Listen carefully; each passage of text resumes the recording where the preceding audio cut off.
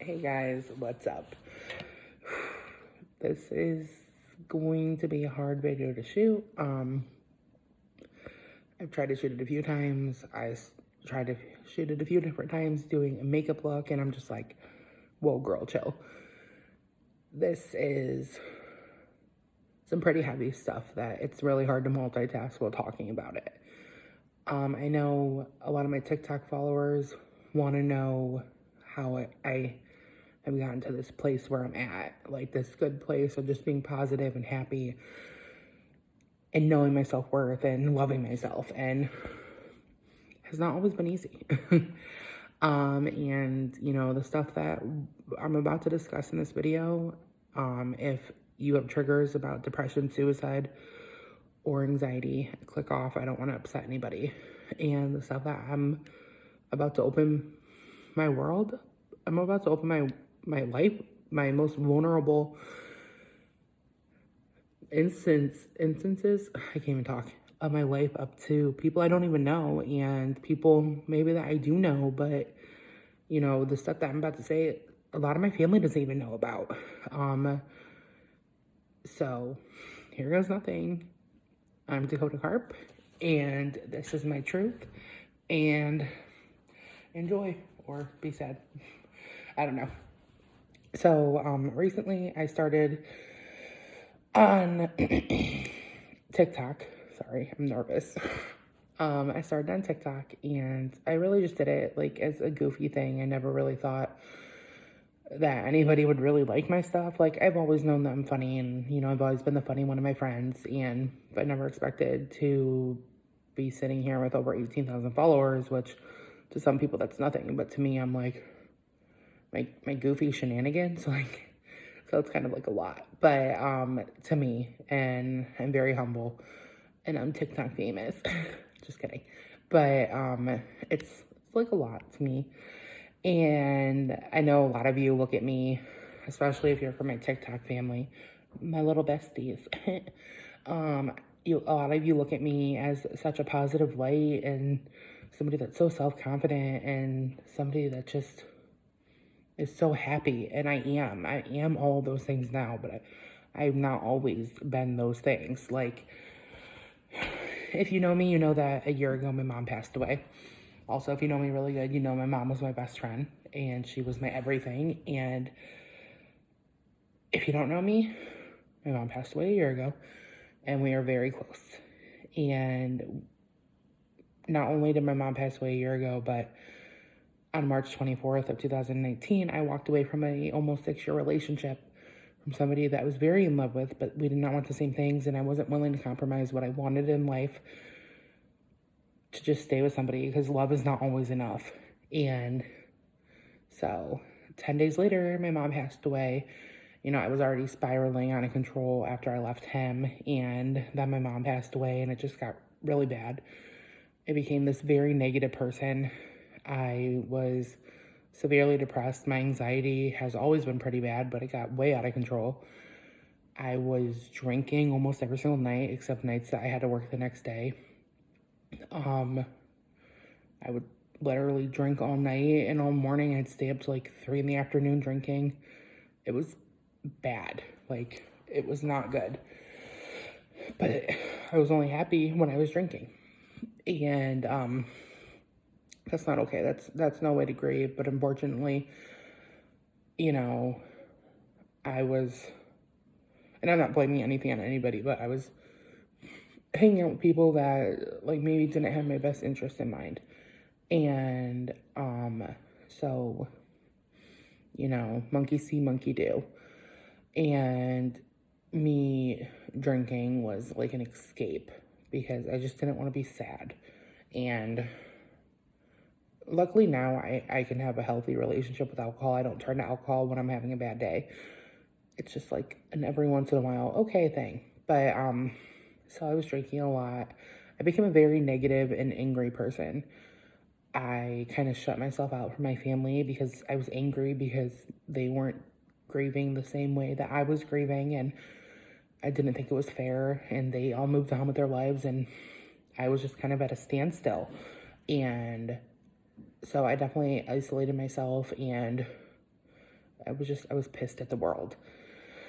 And so then, like, I just continued down this road for 9 months, like, of just, like, nothing but drinking and just kind of, like, just creating my own little world without my mom, because my mom was my world. So I was trying to create a new one without her in it, but it was a really bad world. And, I didn't even want to, like, talk about it or anything. And it's just, like, it was really, really bad. So fast forward, I don't want to talk forever.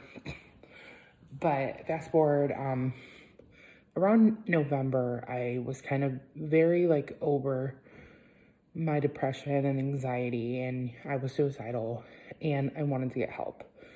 So I reached out to the Nord Center quite a few times, and I left messages. I got no response, no response, no response. And so then the day after Thanksgiving, I had a pretty big breakdown. And I just kind of like lost it. I ended up calling off work because it was just so emotionally draining. It was my first big holiday without my mom, and I couldn't deal. So then after that, I'm like, oh, I'm great. My thing was making Facebook posts saying how great I was when I actually wasn't great, but I was trying to make everybody think I was great because I was sick of people worrying about me. So fast forward to Christmas. Christmas was pretty emotionally draining to me. It was very emotionally draining. So Christmas, like, I got through it. I was with my family. It was like whatever. And then 2 days after Christmas, I got very, very drunk. I ended up cutting my arm pretty bad. I still have a scar from it. And I had a breakdown. My ex-friend ended up taking me to the hospital because I just said, I need help. I need to go to the hospital. I got to the hospital and they kind of were very rude. They didn't care. I went to St. John's in Westlake, and they were just they thought I was seeking attention, and they were just like very like rude, and they just didn't care. So they're like, oh, she's drunk. That's why she's acting like this. So they kind of like held me for a while to wait for my blood alcohol level to come down. And when I was like sober, the doctor came in and she's like, do you still want to hurt yourself? And I said, yeah, I don't want to be here anymore. I don't want to be alive. And she goes, well, how are you going to kill yourself? And I'm like, I don't have a plan, but I just know that I don't want to be here. And so they didn't have a psych unit there, so they sent me downtown to St. Vincent, and the psychiatrist, I don't know, saw me there, and he said, do you still want to hurt yourself? And I said, yes. And he said, well, I don't feel like you're harmed yourself, so he prescribed me Celexa and sent me on my way. So I went home on a Saturday. I kind of just like didn't get a lot of sleep, so I kind of slept all Saturday night. And I woke up Sunday. I was trying to make the best out of everything, and I was just like trying to be happy. But antidepressants take like over 2 weeks to kick in. So just taking a pill isn't like a quick fix. It's not like, oh, pop your first Alexa and you're a happy person. It's not like that at all. So I tried to like keep my head up, and I was taking time off work. And then on Monday, 27, 20. So Monday I tried to like the same thing, tried to be like positive and happy. And then Tuesday, New Year's Eve, I snapped. I just snapped. Like I said, this is done. Like I'm done. I don't want to be here anymore. And then on New Year's Eve, in like the afternoon, I took a bunch of over-the-counter medicine and tried to kill myself. I reached out to all my family and my close friends, and I told them how much they meant to me and I love them. And I didn't say like goodbye or anything. I just told them how much I love them and what they meant to me, and thank you for everything they've always done for me.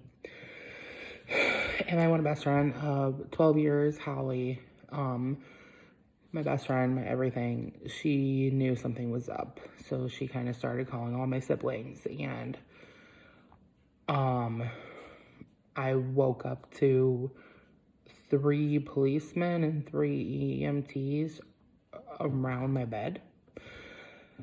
Got taken out in an ambulance to the hospital, where I spent 3 days in the emergency room and then 7 days in a psychiatric state hospital. Which, it's so weird because, like, you know, at first I was so reluctant, you know. At that point, I was still at the point where I'm like, I want help, but I just really want this to be over. I just want this to end. Like, my thought process with my depression is that I will never be happy without my mom here. I didn't think there was light at the end of my tunnel, and I just thought it was done. And, you know, so I went to the psychiatric hospital, and I'm like, I'm not like these people, because, you know, you had people talking to walls and people talking to people that weren't even there, and now I understand, like, everybody is their own level of sick, and even though I wasn't that level of sick where I wasn't hallucinating or hearing things or, like, seeing things or thinking I'm something I'm not, like, everybody's their own level of sick, and I was sick. I was very depressed. I was suicidal. My anxiety and depression had taken over my whole life. And sitting back now, like, I look at my week in that psychiatric hospital, and honestly, it was very rewarding. It took me to a place where for 1 week, I didn't have to worry about anything except myself.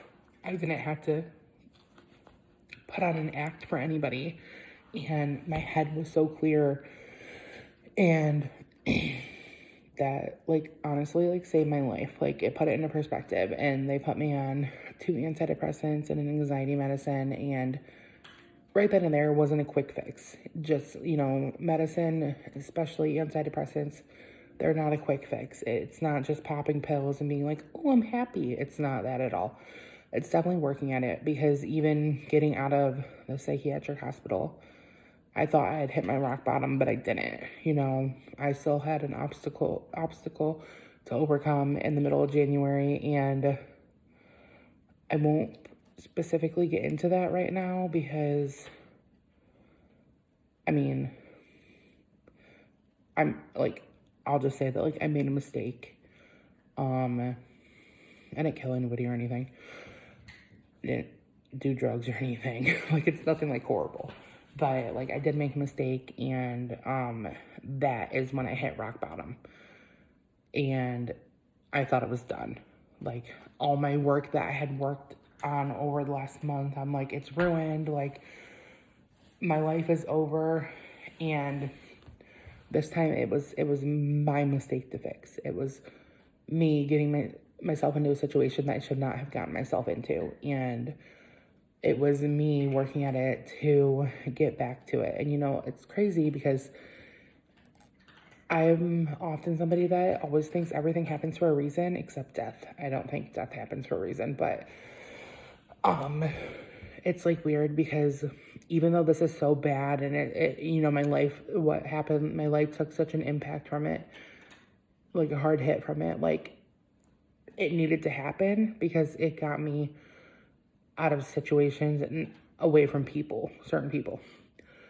What happened on February 15th happened because the universe knew that I needed to get out of the job I was in.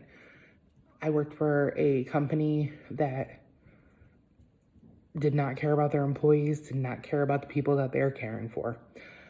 They let horrible people get away with horrible things, and they swept it under the rug. I sat there as a 25, 26-year-old woman, and I got bullied by women that were twice my age.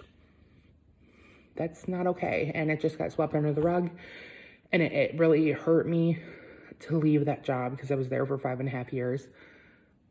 But now, sitting here now, realizing that job caused me 90% of my anxiety. And only the shady survive there. There's a few good people, but shady love shady. But so now like I'm in a job that I love, and I'm like so happy. Like I love it, and I'm not gonna sit here and be like, oh, every day I shit rainbows and butterflies and unicorns, because I don't. I still have my bad days, but I don't let my bad days define me. I love myself because I sit here and I know I'm a good person. Everybody asks, how do you love yourself? How are you so self-confident? Because looks aren't everything, even though your girl looks good. Loving yourself is loving who you are on the inside first. That is the most important. At the end of the day, if you're a good person, you can sit there and be like, hey, I'm a good person. You did it. You should love yourself. Because in this crazy, messed up world, it is so, so, so, so important for there to be good people. And there are not enough good people in this world.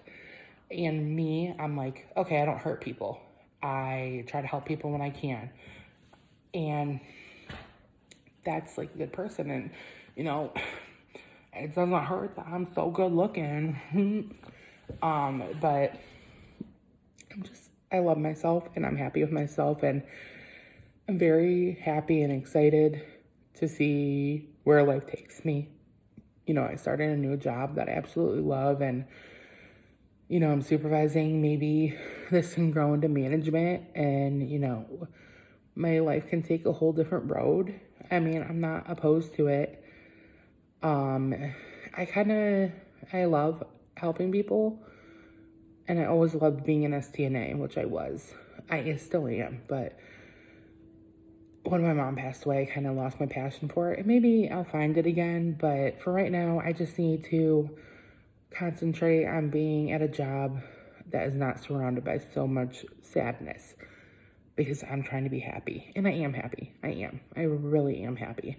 And I know I promised you guys that this would be a makeup video, and I will put up makeup videos, but I had to do this way because it was very awkward and I was getting off topic.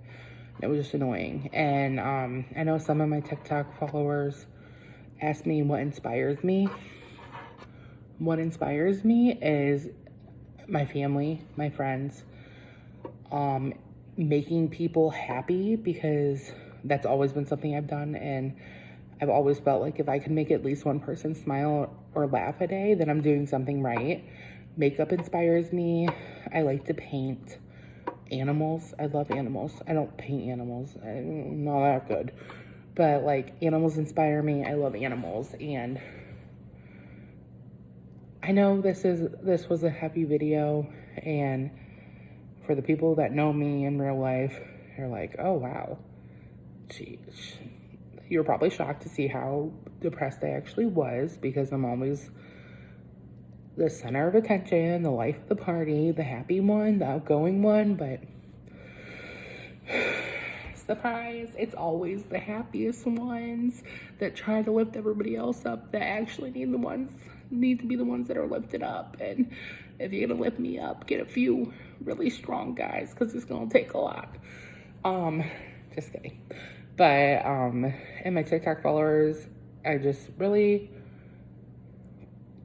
I know a lot of people follow me that don't exactly love themselves. And listen, love yourself, because at the end of the day, the only opinion that matters is your own.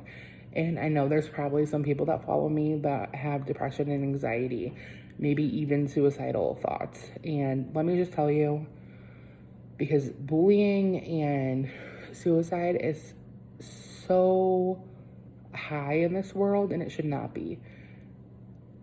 There's always a light at the end of the tunnel.